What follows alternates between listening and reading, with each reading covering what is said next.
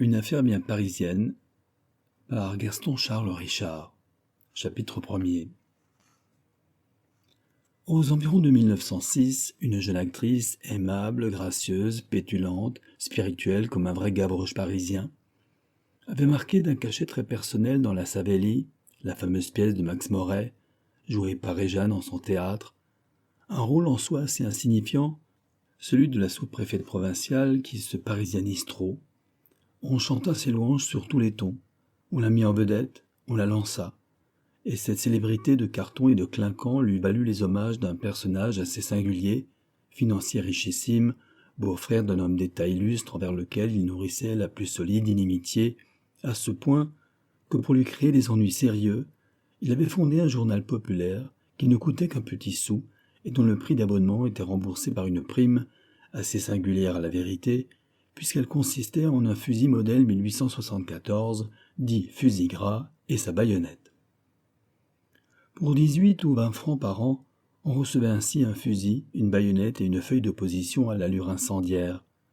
Pour 100 sous de plus, on avait droit à 25 cartouches à balles, le fusil étant destiné à tirer la grosse bête, sanglier, cerf, daim, etc.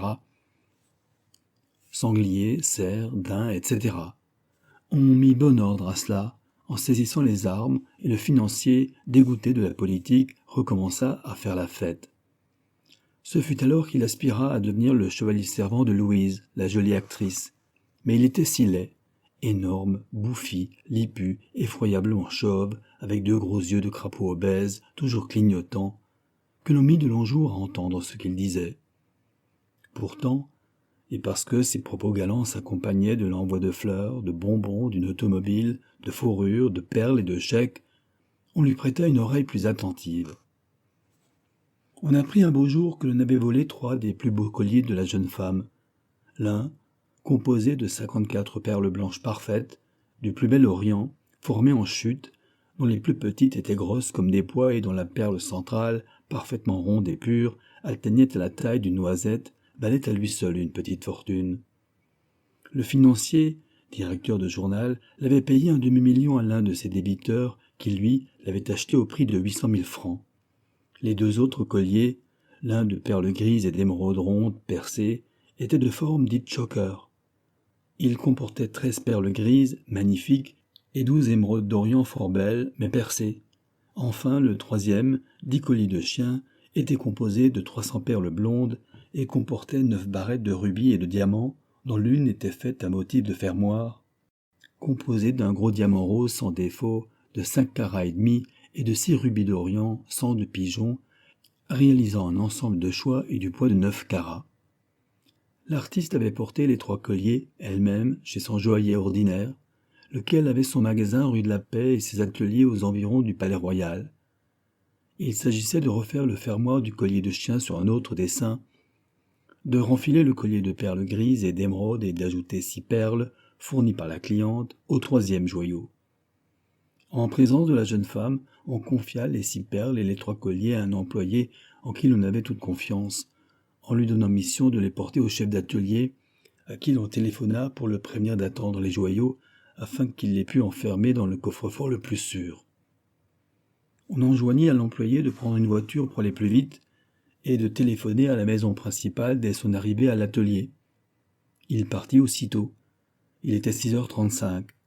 À 7h, il n'était pas arrivé. À 8h non plus. À 8h30, on alerta la police, discrètement, car on ne tenait pas à ce que l'affaire s'ébruitât. 2 heures plus tard, la police avertissait les joailliers, fort angoissés, car le montant du vol dépassait 2 millions et c'était à cette époque une somme respectable, que l'on venait de découvrir, dans une allée obscure de la rue de Valois, leur employé endormi, idiotisé, incapable de répondre à une question. Quant au collier, ils avaient disparu. L'affaire fit grand bruit. À son départ de la pension Trowbridge, Elsa Van Legels, riche de quelques livres sterling, de 2 robes neuves, d'un manteau convenable et de beaucoup d'illusions, s'était résolue à se rendre à Londres. Elle possédait parfaitement 4 langues, l'anglais, l'allemand, le français, l'espagnol, outre sa langue maternelle, un bon bagage classique, et jargonnait en plus le yiddish de l'Europe centrale et l'idiome hatché, qui est la langue naturelle de la plus nombreuse tribu indigène de Java. Bonne musicienne, en outre, elle touchait fort bien du piano. Mais il lui fallut déchanter assez vite. On n'en voulait nulle part. « Vous êtes trop jolie pour faire une gouvernante ou une demoiselle de compagnie », lui disait-on. Elle n'avait pas de brevet anglais lui permettant d'enseigner, et elle pensait très sérieusement à se faire caissière dans le commerce ou à s'engager sur une ligne de steamer, comme femme de chambre ou infirmière, quand on lui offrit une place sûre de lectrice de journaux étrangers dans une grande agence d'information. C'était assez mal payé, mais Elsa avait toutes ses matinées et soirées à elle. En outre, elle trouva des leçons particulières, des traductions. Elle apprit, en se jouant, la sténodactylographie. Bref, elle parvint à gagner de 20 à 25 livres par mois. Avec cela, elle pouvait vivre, aller au théâtre ou au concert, recevoir quelques amis.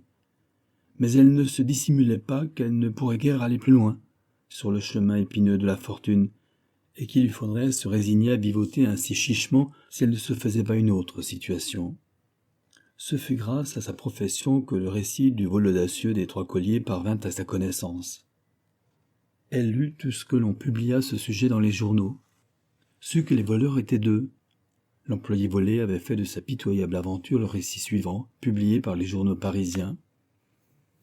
Quand je suis sorti du magasin pour me rendre aux ateliers, un monsieur très bien mis, qui venait d'acheter devant moi des boutons de manchette en or et en émail, en sortit. « Oh, dame !» dit-il en anglais entre ses dents. « Quel temps affreux !» Il pleuvait à torrents, en effet. « Oui, répondis-je, il ne fait pas beau. Ce sont les giboulées de mars. C'est le temps de la saison. » Il me regarda parce que je lui avais répondu en anglais. « Est-ce que vous n'allez pas au Palais Royal ?» me demanda-t-il. « Oui, répondis-je, un peu surpris de sa demande. « Je vais moi-même rue du Louvre, me dit-il aimablement. Je sais que vous êtes l'employé principal de la maison dont je suis le client. Si vous voulez que je vous dépose en chemin, je le ferai bien volontiers. » J'acceptai avec reconnaissance. Je gagnai 40 sous à la combinaison. Je montai dans le coupé, qui fila aussitôt au grand trot, conduit de main de maître par le cocher qui gagna la rue de Rivoli, tourna dans la rue des Tuileries et galopa vers les quais. « Mais il se trompe, dis-je. « Hé là, cocher !» Je n'eus pas le temps d'achever. J'étais au même instant saisi à la gorge par une main de fer, empoignée, colletée, renversée. On m'appliquait avec force une compresse glacée sur le visage, tout en m'étranglant à demi. Je voulus crier, appeler. J'éprouvai un étourdissement violent, puis une sensation de piqûre aiguë à l'épaule, enfin un grand vertige, et je tombai dans le noir. Je ne suis complètement revenu à moi-même qu'à l'hôpital au matin. Interrogé par le chef de la sûreté, quant au signalement du bandit, il déclara que c'était un homme grand, brun, grisonnant, portant jaquette noire, cravate plastron avec une perle. Il croyait se souvenir que cet homme avait une cicatrice à la joue gauche. Il n'avait pas vu le cocher, mais c'était à coup sûr, disait-il, un homme jeune et solide qui conduisait à merveille. Quelques détails suivaient, qui sont ici sans intérêt, touchant la vie privée et la moralité de l'employé. Puis venait une annonce promettant une prime de 1000 livres sterling à qui ferait arrêter les coupables. On présumait qu'il s'était réfugié en Angleterre, car, à n'en pas douter, le cocher était de mèche avec l'autre coquin, puisque les 2 hommes, après avoir agi ensemble, avaient abandonné la voiture et les chevaux, appartenant à un loueur des Champs-Élysées, sur le pont de l'Europe. Chapitre 2. Elsa, malgré elle, ne faisait que penser à ces 2 hommes et aussi, il faut bien l'avouer, à la prime de 1000 livres. Un sentiment singulier la dominait qui lui faisait croire que si elle s'occupait de cette affaire, elle en connaîtrait vite le fin mot. Sous l'empire de cette conviction, que rien ne justifiait et dont l'absurdité lui apparaissait à tout instant, la jeune fille résolut d'agir dans ce sens et se confia à son chef de service en lui demandant 8 ou 10 jours de congé dans cette intention. Le chef rit aux éclats devant cette demande. Mais Elsa insista, tant et si bien que le brave homme de guerre lasse lui accorda ce qu'elle demandait et finit même par lui donner un mot de recommandation pour l'un des meilleurs policiers privés de Londres, Norman Smith Adams. À cette époque, Norman Smith Adams avait 50 ans. C'était un grand Écossais, blond, aux yeux à fleur de tête, haut et large comme une armoire, très robuste et merveilleusement perspicace. « Une femme dans l'affaire, » dit-il pensivement, « tout mauvais ou tout beau. » Il emmena Elsa dans une pièce voisine, lui montra un plan de Londres divisé en 8 secteurs. « Il y en a 7 qui travaillent là-dedans, dit-il. Le secteur 8 est à prendre. Il faudra, et vite, vérifier ce que l'on a pu proposer aux bijoutiers, joailliers et revendeurs. Vous leur proposerez 10% de la prime. Il y en aura autant pour vous, si vous réussissez. Compris ? Oui. Acceptez-vous ? Oui. Bon.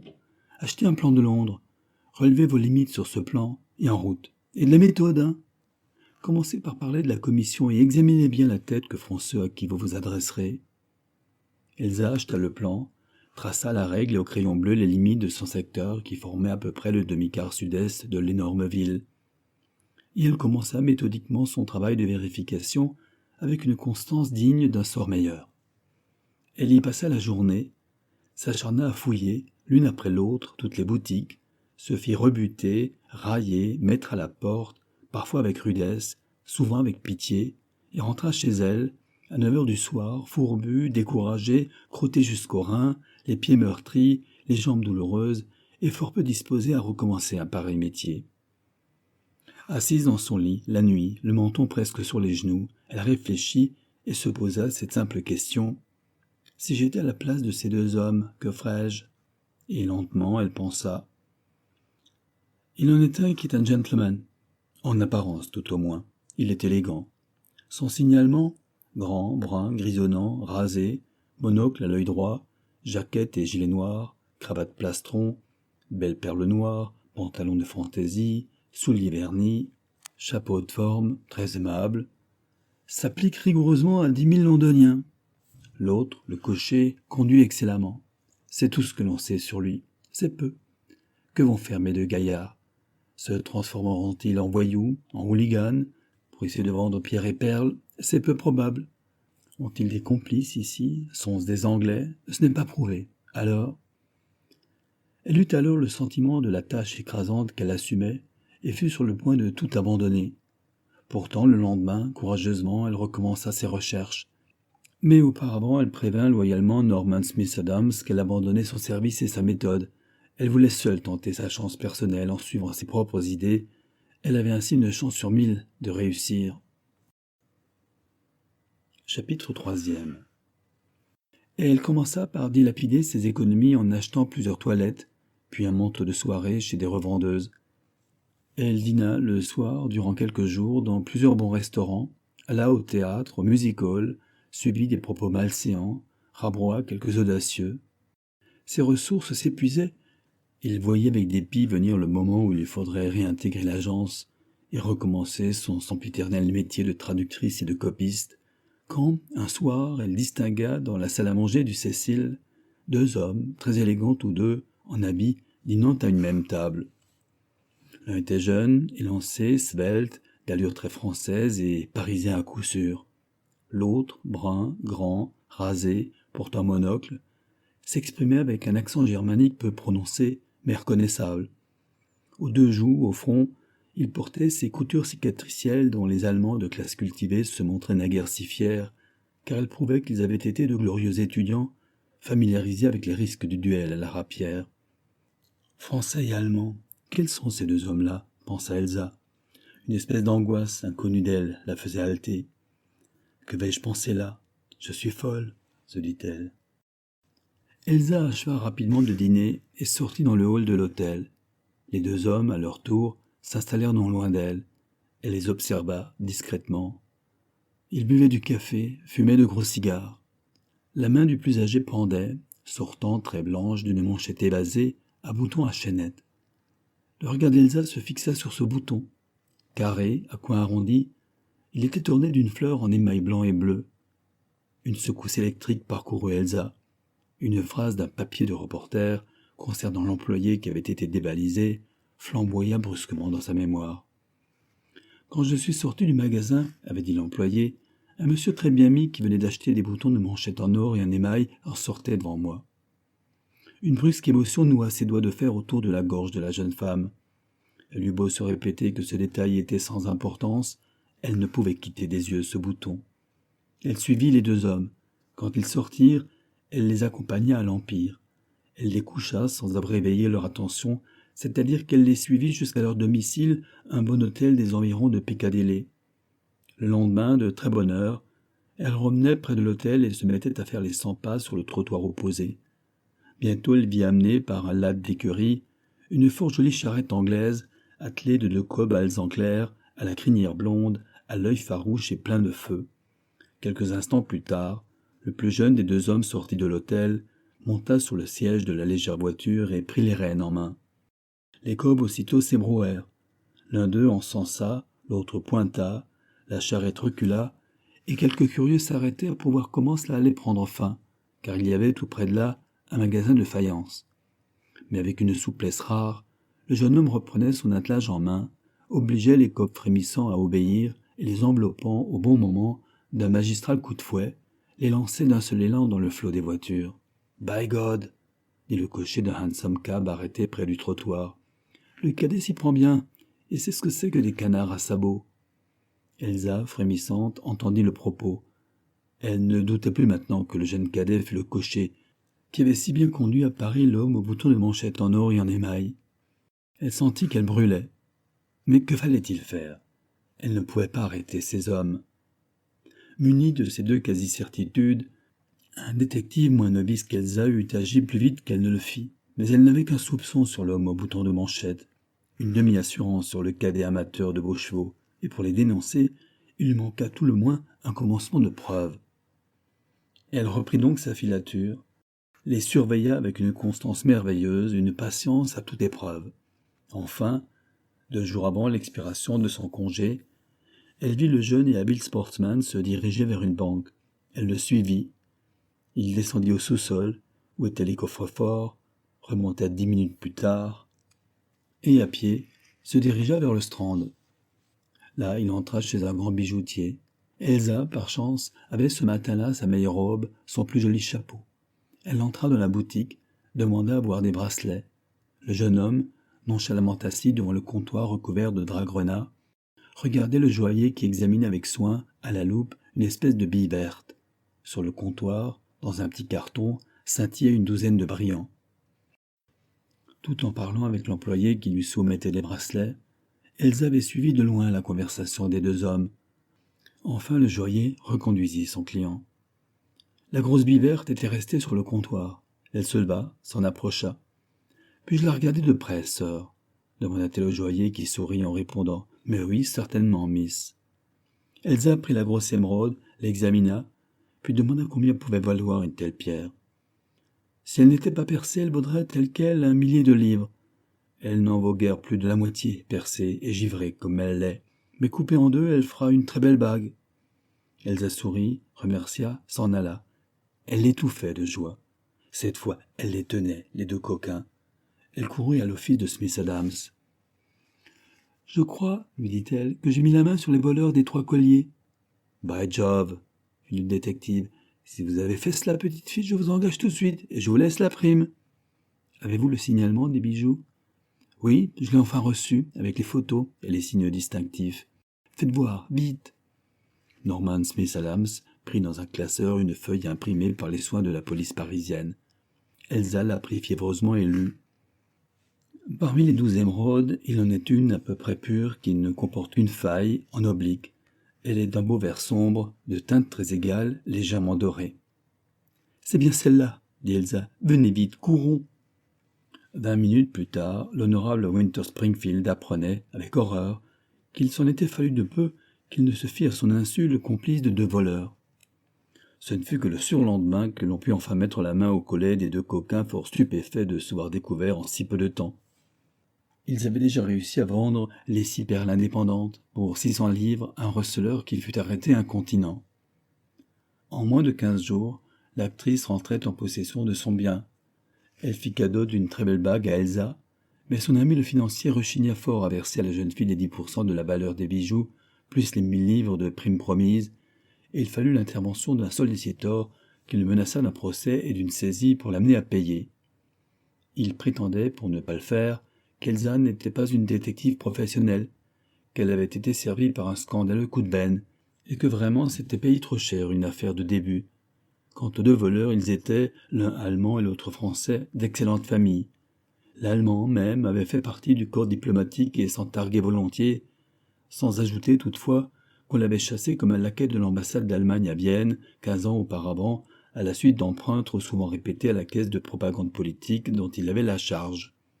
10 fois déjà sa famille l'avait tiré de mauvais pas.